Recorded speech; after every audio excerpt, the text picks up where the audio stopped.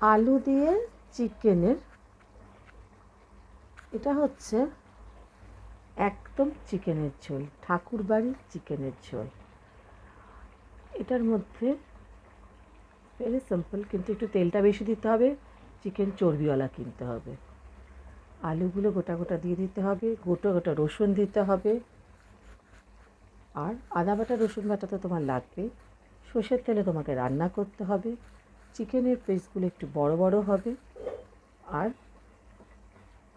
তোমাকে আদা রসুনের পেস্ট দিতে হবে, আর টমেটো থাকলে টমেটো, গোটা গোটা টমেটো দিয়ে দেবে বড় বড়। এটা না খুব সুন্দর খেতে হয় মাটির হাঁড়িতে করলে। আজকে আমি মাটির হাঁড়িতে করলাম না, আজকে আমি এখানে করে ফেললাম, কড়ার মধ্যে করলাম। কালকে আমার সব অর্ডার আছে, ঠাকুরবাড়ির চিকেনের ঝোল, আর তার সঙ্গে হচ্ছে বাসমতি রাইস, আর তার সাথে হচ্ছে বেগুন দিয়ে সর্ষে পোস্ত দিয়ে, এইসব অর্ডার আছে বাঙালি খাবারের। কালকেও মর্নিং শিফট অফিস, ভাবলাম তোমাদের সাথে একটু গল্প করে নিই ঝটপট। বৃহস্পতিবার আমার দম ফেলার সময় থাকে না, পুজো থাকে, বাড়িতে এসে পুরো ঘর তো ঝাড়মোছ করতে হয়, তোমাদের তো বলেছি আমার কোনো মেড নেই। তো সেখানে এসেই ঝাড়মোছ করতে হয়। বৃহস্পতিবার দিন কোথাও কোনো ইনভিটেশনস থাকলে, বন্ধুদের সাথে কোথাও যাওয়ার থাকলে আমার খুবই কষ্ট হয়। তারপরে বাচ্চাদের রান্নাবান্না করার ছিল, দেখো হইচই এখানে দাঁড়িয়ে আছে, এই দেখো দেখাচ্ছি তোমাদের, এই দেখো, এই যে হইচই কই, এই যে হইচই দেখছো, এই দেখো খিদে পেয়ে গেছে, খাবারের দিকে এখনও ঠান্ডা হয়নি, তার জন্য দাঁড়িয়ে আছে কখন খাবার ঠান্ডা হবে। রান্নাঘরে এসে গেছে, আর একজন এখানে শুয়ে আছে। হইচই আবার 10:30 যেই বাজবে সঙ্গে সঙ্গে ওকে খেতে দিতে হবে, ও তখন আর সহ্য করতে পারে না। আমার ছোট্ট বেবি তো, সারাদিন এরকম করতে, ওর যখন নির্দিষ্ট সময় খাবার সময় সেটা তোমায় দিতে হবে, তা না হলেও প্রচণ্ড রেগে যায়। দেখো কীরম বসে আছে, দেখো, এই দেখো, দেখিয়ে দিয়েছি সবাইকে তোমাকে, পেছন পেছন ঘুরবে এখন। খাবারটা ঠান্ডা হয়নি, ফ্যান চালিয়ে দিয়েছে। জানো তো, ফ্যান চালালেও বুঝতে পারছি না, ফ্যান না চালালেও থাকতে পারছি না। দেখো তুমি দেখে মনে হচ্ছে না সামারে বসে আছে একটা স্লিভলেস জামা কাপড় পরে। তোমরা এত সুন্দর সুন্দর কমেন্ট লিখছো, এত ভালো করে তোমরা পড়ছো, এত সাপোর্ট করছো, মানে এটাও একটা ঈশ্বরেরই দান। মানে কি বলবো, আমি সত্যি ভেবে পাই না। আজকে অনিতা, মানে আমার কলেজের বন্ধু, ও এলো আমার অফিসে, তারপর আমরা দুজনে মিলে গেলাম একজন ফরেস্ট অফিসারের অফিসে দেখা করতে। স্যারের জন্য আমি অনেক ফরেস্ট ঘুরতে পারি অ্যাকচুয়ালি।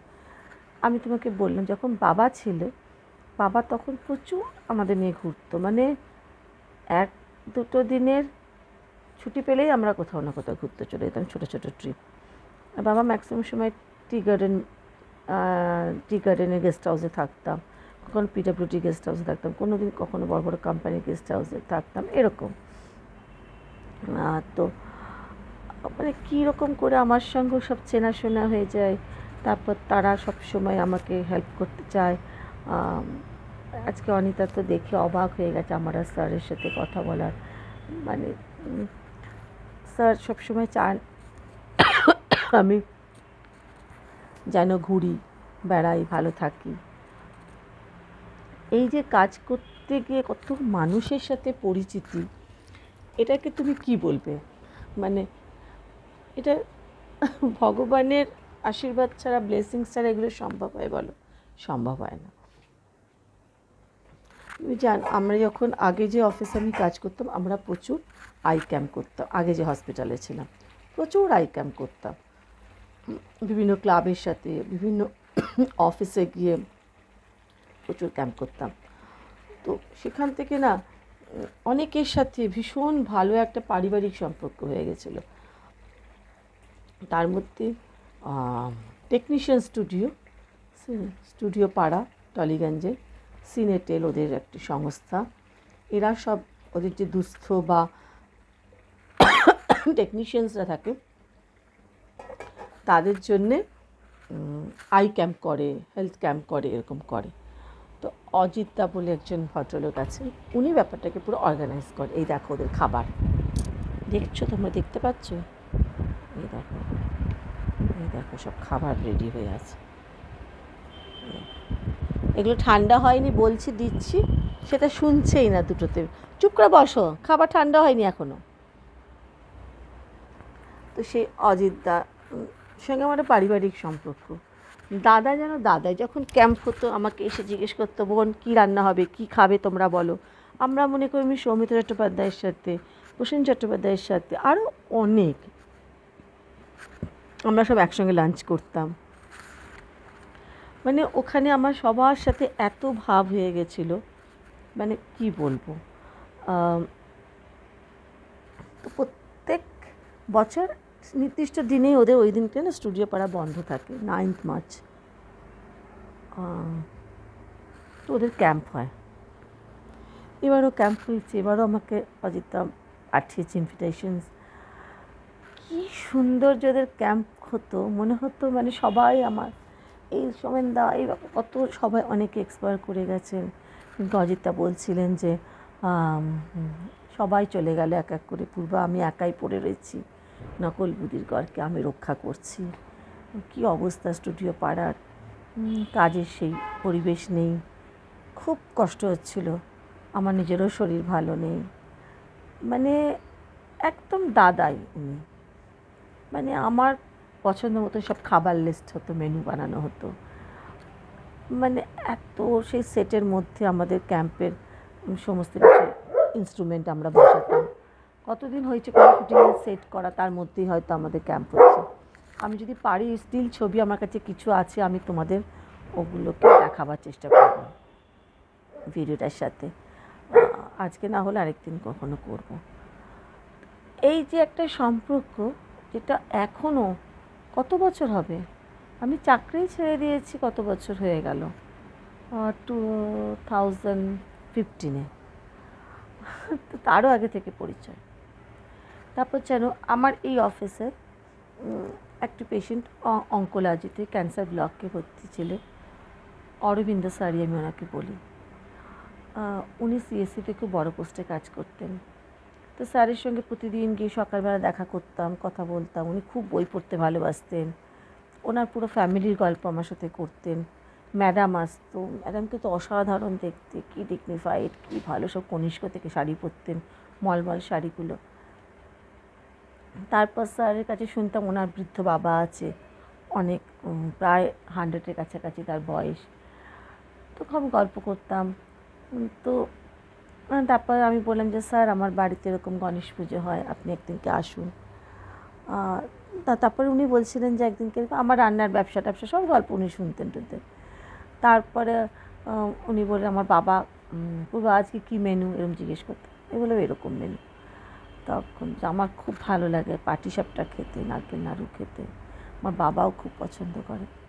তো আমি ওনার জন্য বাড়ির থেকে পাটিসাপটা, নাড়ু সব বানিয়ে নিয়ে গেলাম, ওনার বাবার জন্য নিয়ে গেলাম। তো স্যার তো পুরো মানে হি ওয়াজ ক্রাইং, মানে বলছে মানে কোনো হসপিটালে আমি অ্যাডমিট হওয়ার পরে এইরকমও হতে পারে, মানে এটা আমার সত্যি ধারণার বাইরে ছিল। তুমি আমার জন্য, বাবার জন্য নিয়ে এসে, মানে স্যার মানে উনি তো আমার দাদুর মতন, আর উনি খেতে ভালোবাসেন, আমি কানে শুনেছি, আমি তো বানাই, তো এটা না নিয়ে আসেন আমার কাছে কি। তারপর স্যারকে আমি ইনভাইট করলাম আমার বাড়িতে একদিনকে। উনি খুব পুজো আচ্ছা ভালোবাসেন, ওনার দেশের ঠাকুরের গল্প আমার কাছে করতো, ওনাদের দেশে এরকম পুজো হতো, কালী পুজো, এসব গল্প আমাকে সব সময় শোনাতেন। তারপর আমি যখন বাড়িতে পুজো করব বললাম, তো স্যারকে আমি বললাম যে স্যার আমার বাড়িতে আমি পুজো করছি, 1 সেকেন্ড হোল্ড করো। তা আমি বললাম যে স্যার এরকম। উনি বললেন যে পূর্বা আমি চেষ্টা করব, আমার তো কেমোথেরাপি চলবে, আমি চেষ্টা করব আসবার। আমি তো বিশ্বাসই করিনি কেমো নিয়ে কোনো মানুষ, আমার ফ্ল্যাটে লিফট নেই, হঠাৎ স্যার এসেছেন, ম্যাডাম আর স্যার। আমি তো দরজা খুলে অবাক। কেমোথেরাপি তো খুবই কষ্ট, সেদিনকে উনি কেমো নিয়ে শেষ হয়েছে হয়তো বিকেল 6টা ফটার সময়, তারপর আমার বাড়িতে উনি এসছেন। আমার চোখ ফেটে এখনও জল আসছে। এগুলোকে তুমি কি বলবে? ম্যাডামের সাথে এখনও আমার সম্পর্ক, স্যার চলে গেছে, ম্যাডামের সব কিছু হলেই আমাকে উনি বলে, গল্প করেন। এগুলোকে কি বলবো?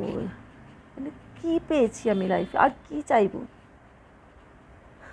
মেটেরিয়ালিস্টিক দুনিয়াতে বেঁচে মজা না, এগুলোর সাথে বেঁচে মজা। তোমরা যখন আমার কথাগুলো শুনছো, যখন কিছু বলছো, কমেন্ট করছো, তোমরা বিশ্বাস করছো, সে বাঁচতে চাইছো, এর থেকে বেশি সত্যিই কিছু নেই।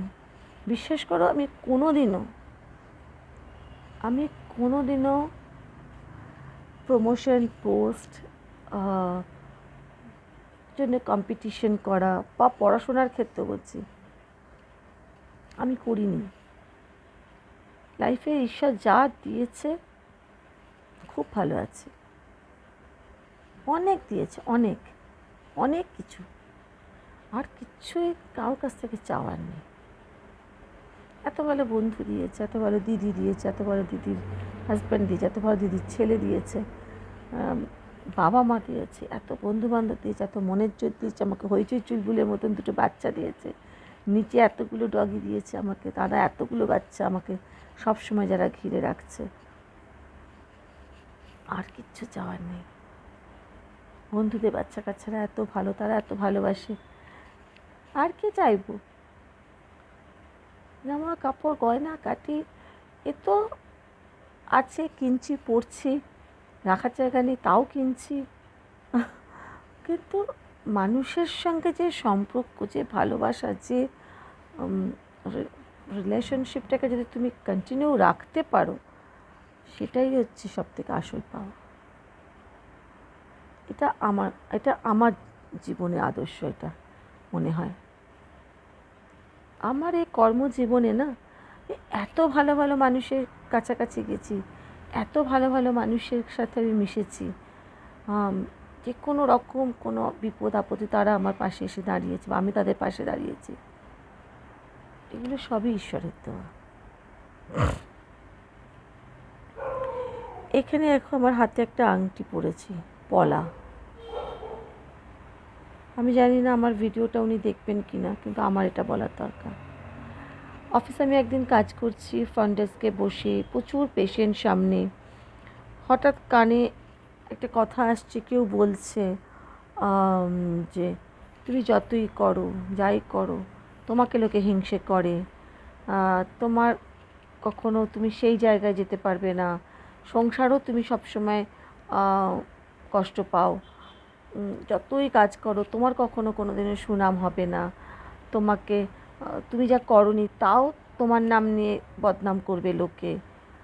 তো এরকম অনেক কিছু বলছেন, মানে জাস্ট আমি আর আমার পাশে আরেকজনের সহকর্মী, দুজনে মিলে হঠাৎ আমার কানে গেল। তারপরে তাকিয়ে দেখি একজন লেডি সামনে দাঁড়িয়ে, ফার্স্ট টাইম আমি ওনাকে দেখছি। বললাম কিছু বলছেন? তখন বলছে হ্যাঁ আপনাকে বলছি। আমি কি? তখন বলছে সংসার থেকে আঘাত পাও না? কত আঘাত পেয়েছো? বন্ধুদের থেকে আঘাত পাওনি? কত বন্ধু কাঁদিয়েছে, বরের থেকে আঘাত পাওনি? মানে এরকম উনি বলে যাচ্ছেন অনেক কিছু। তো বিশ্বাস করবে না,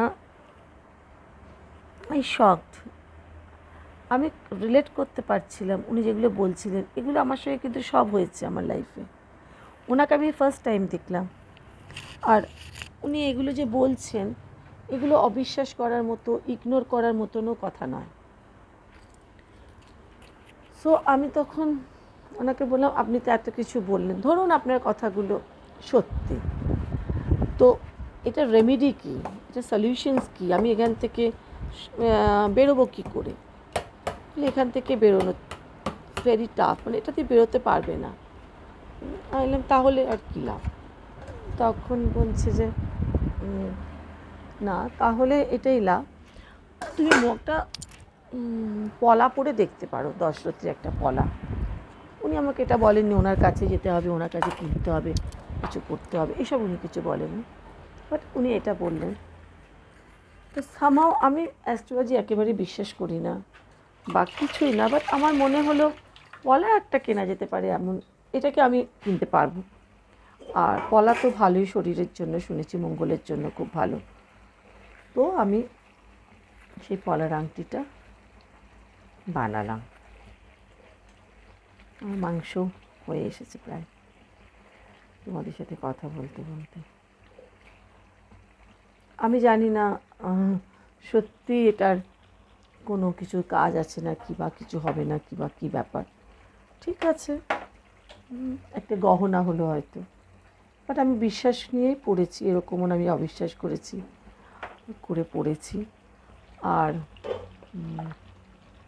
আমার ঈশ্বরের কাছে একটাই জিনিস চাওয়া, সেটা হচ্ছে আমার মনের জোর যেন আমার থাকে, আমার শরীর যেন ঠিক থাকে, এটাই। আর তোমাদের সঙ্গে যেন আমি গল্প করতে পারি, তোমাদের সঙ্গে যেন আমি দেখা করতে পারি, বাদ বাকি ঠিক আছে, সব হয়ে যাবে। বলো, কত মানুষের সাথে আমার কথা হচ্ছে। আমার না মানুষের মন, মানুষকে রিড করতে আমার খুব ভালো লাগে জানো। আমার সঙ্গে যখন কেউ কথা বলে আমি তাকে রিড করার চেষ্টা করি খুব, ওনার ভেতরে কী চলছে এইটা আমি খুব বোঝার চেষ্টা করি। ভেরি ইন্টারেস্টিং এটা একটা জীবন, মানুষের লাইফটাকে রিড করা খুবই ইন্টারেস্টিং। তার জন্য তোমাকে একটু পড়াশোনাও করতে হবে, অনেক বই টই পড়তে হয়, অনেক কিছু পড়তে হয়, বাট আমার ভালো লাগে। তো মানুষকে ভালোবাসলে মন থেকে, অন্তর থেকে, এক্সপেক্ট করো না কিছু, কিন্তু দেখবে সবাই খারাপ নয়, এটাই আমার বক্তব্য।